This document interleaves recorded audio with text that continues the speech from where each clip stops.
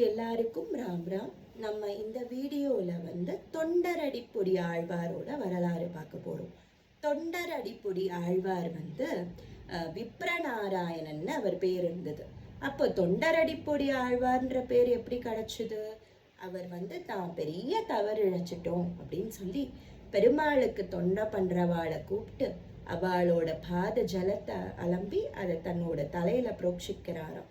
அதனால அவருக்கு தொண்டரடிப்பொடி ஆழ்வார் அப்படிங்கிற திருநாமம் அவருக்கு கிடைக்கிறது. அந்த விப்ரநாராயணன் பெரியாழ்வார் எப்படி புஷ்ப கைங்கரியம் பண்ணாரோ இவரும் பெருமாளுக்கு புஷ்ப கைங்கரியமும் திருத்துழாய் கைங்கரியமும் பண்ணிட்டு இருந்தார். இப்படியே அவர் போயிட்டு இருந்தது அவரோட வாழ்க்கை. இவர் மார்கழி மாசம் கேட்டை நட்சத்திரம்ல திருமண்டங்குடி அப்படிங்கிற ஊர்ல பெருமாளோட வைஜெயந்தி மாலை மணமாலைன்னு சொல்லக்கூடிய அம்சத்துல பிறந்தார். இவர் கலியுகத்துல பிறந்தார். இவர் புஷ்ப கைங்கரியம் பண்ணிட்டு பெருமாளை சேவிச்சுட்டே இருந்த காலத்துல தேவதேவி அப்படின்னு ஒரு தேவகுலதாசி வரா. அவ தன்னோட அழகு மேல மகா கர்வமா இருந்தா. ஆனா அவ நமஸ்காரம் சொல்றச்சு இவர் பார்க்காம போயிடுறார்.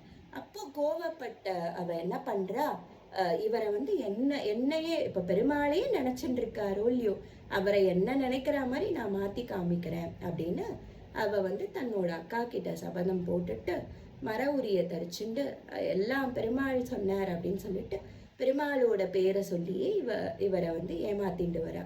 இவரும் பெருமாளோட பேரை சொல்லவே ஏத்துண்டு இவ 2 பேரும் சேர்ந்து கைங்கரியம் பண்ணிட்டு இருந்தார். இப்போ நாளாக ஆக அவர் என்ன பண்றார், அந்த தேவதேவிய விரும்பவும் ஆரம்பிச்சிடுறார். அப்போ இவளோட நோக்கம் முடிந்த உடனே இவ தன்னோட ஆத்துக்கு வந்துடுறான். அப்போ இவளை தேடி வர்றார் அவர் விப்ரநாராயணர். அப்போ அவ அம்மா, பொருள் இல்லாத உனக்கு என்னோட பொண்ணை தர முடியுமா அப்படின்னு கேட்குறா. அப்பதான் இவருக்கு தெரியறது, நம்ம எவ்வளோ பெரிய தப்பு பண்ணிட்டோம். நம்ம பெருமாளை தான் நம்ம எல்லாம் சாஸ்வதம் பெருமாள் தான் அப்படின்னு நினைச்சுட்டு இருந்தோம். ஆனா ஒரு காலகட்டத்துக்கு அப்புறம் பெருமாளை எதுவுமே நினைக்காம நம்ம இவ்வளோ பெரிய தப்பு பண்ணிட்டோமே அப்படின்னு சொல்லி அவருக்கு தோன்றது. அப்போ அப்படியே கோவில்ல உட்காந்து அவர் உருகி பெருமாளை நினைச்சு அழுதுட்டு இருக்கார். அப்போ பெருமாள் இவர் கூட விளையாட நினைச்சு அவர் மனித உருவெடுத்து கோவில்ல இருக்க ஒரு பொன் வட்டுல கொண்டு போய் தேவதேவி அந்த அவ அம்மா கிட்ட கொடுக்கறாரு. அதுக்கப்புறமா கோவில்ல பொன்வட்டல் காணும் அப்படின்னு ராஜா முன்னிலையில எல்லாரும் சொல்லும் போது அது எங்க இருக்குன்னு தேடி வரைச்சு இவா கிட்ட இருக்க அப்படின்றது தெரிஞ்ச உடனே அப்போ விப்ரநாராயணனோ கூட இருக்கவர் தான், அவர் கூட அசிஸ்டன்ட் மாதிரி இருக்கவர் தான் எடுத்துன்னு கொடுத்தாரு அப்படின்னு தெரிஞ்ச உடனே ராஜா கூப்பிட்டு விசாரிக்கிறான். எனக்கு எதுவுமே தெரியாது அப்படின்னு சொல்றாரு. ஆனாலும் ராஜா நம்பாம இவரை சிறையில போட்டுடுறார்.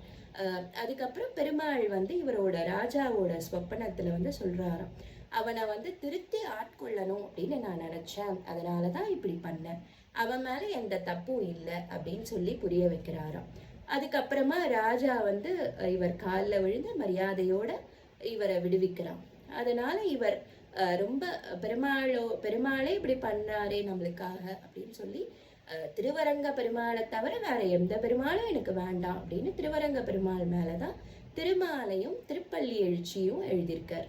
அதுல தான் உருகி அரங்க இருக்க பெருமாள் தான் பெருமாள் அப்படின்னு தன்னால எவ்வளோ உருகி எழுத முடியுமோ திருமாலையில எழுதியிருக்கார்.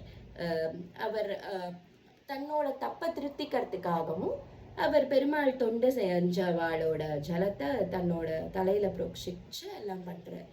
அப்புறம் கடைசியில பரமபதிக்கிறார். இதுதான் தொண்டர் அடிப்பொடி ஆழ்வாரோட திருவரலாறு. நம்ம அடுத்த வீடியோல நம்ம அடுத்த ஆழ்வாரை பத்தி பார்க்கலாம். எல்லாருக்கும் ராம் ராம்.